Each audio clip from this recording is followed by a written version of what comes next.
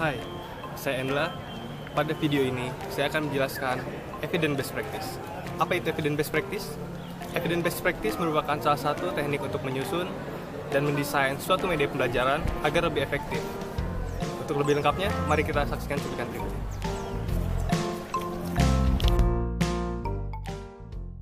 Pada cuplikan ini, saya Endla Nur Hikmah dan rekan saya Agung Aldiat akan menjelaskan Evidence Based Practice.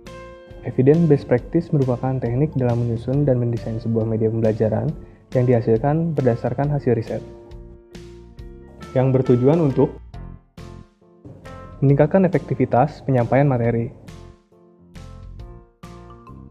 Tahapan dalam menyusun dan mendesain media pembelajaran, yang pertama adalah identifikasi pendekatan pembelajaran yang digunakan, cari beberapa sumber pendukung materi, kemudian susun materi.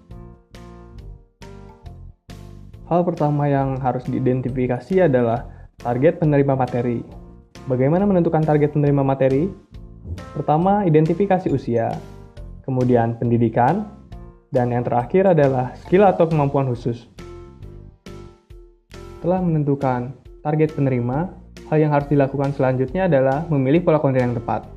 Jenis-jenis pola konten yang pertama adalah hanya teks saja, kemudian teks plus gambar, dan yang terakhir teks, gambar, ditambah dengan suara.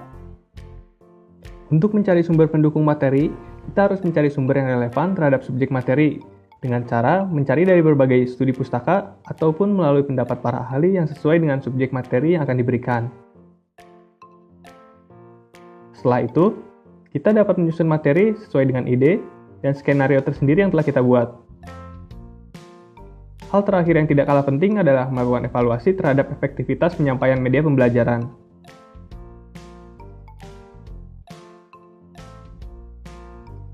Nah, sekarang kita buktikan. Terdapat dua materi dengan pola konten yang berbeda, ditujukan bagi kalangan pemuda atau pemudi. Dengan materi dari sumber yang sama, kemudian kita lakukan evaluasi efektivitas terhadap dua materi dengan pola konten yang berbeda tersebut. Terdapat dua artikel berjudul Konstruksi Kapal Pinisi.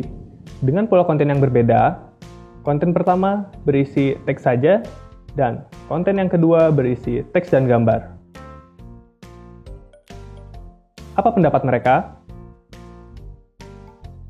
Berdasarkan hasil survei, dinyatakan bahwa 20% memilih konten hanya teks saja, kemudian 80% lagi memilih konten teks dengan gambar.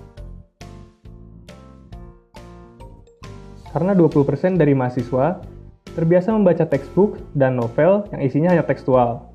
Namun, 80% lagi lebih dapat mensimulasikan isi konten dengan bantuan gambar ilustrasi. Terima kasih telah menyaksikan tayangan ini.